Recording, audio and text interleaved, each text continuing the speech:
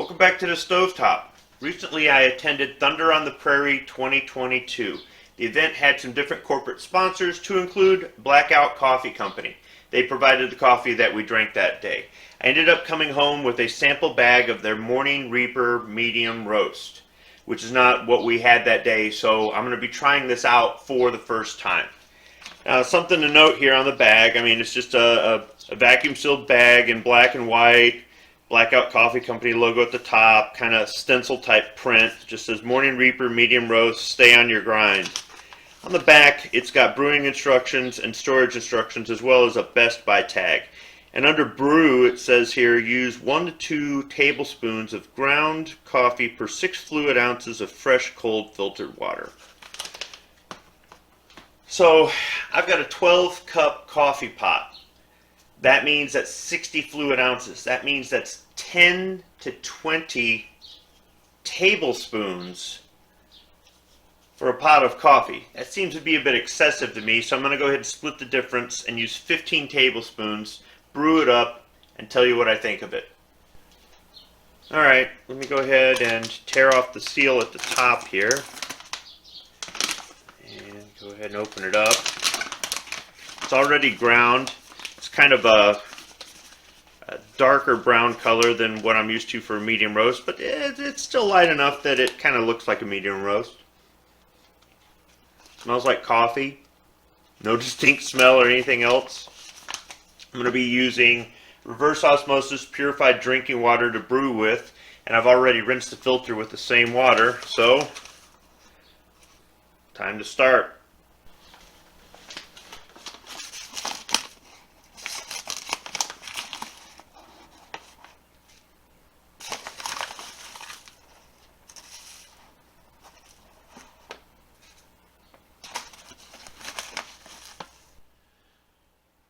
Okay, I stopped at 10 tablespoons because the basket is pretty full here. So, we'll see how it tastes.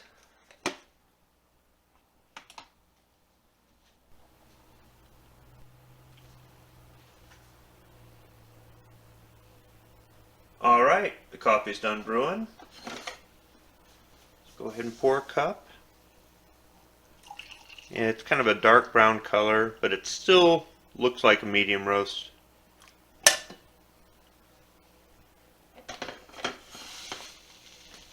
I'll let it cool off just a bit before I taste it.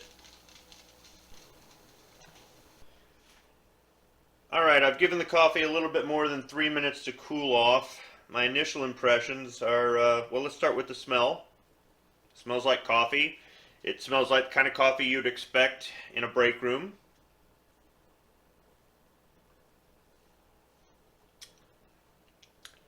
Yeah, it's bitter. It's not bad, but it's bitter. It might be just because of how much coffee I used to brew this with, but I believe I followed the instructions.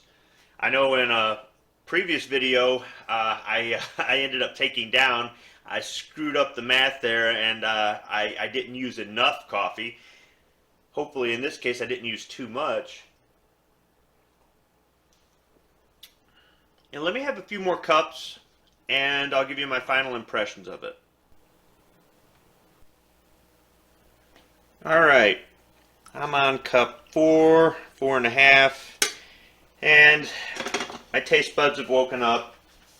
It's becoming less bitter as I drink it, but I think that's because I'm becoming used to it. It's still bitter. If I was to give anybody some advice on this, it'd be like, use less than 10 tablespoons for a 12 cup urn. I think that was just kind of excessive.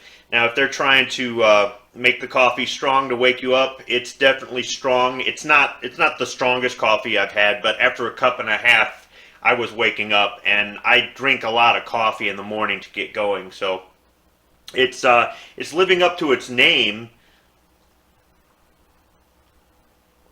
But I'd just like to see it be a little bit less bitter. As far as the taste, there's nothing distinct about it. I mean, if you're used to Folgers or Maxwell House, this stuff kind of tastes like that. It's, like I said in the beginning of the video, kind of like what you would expect in a break room.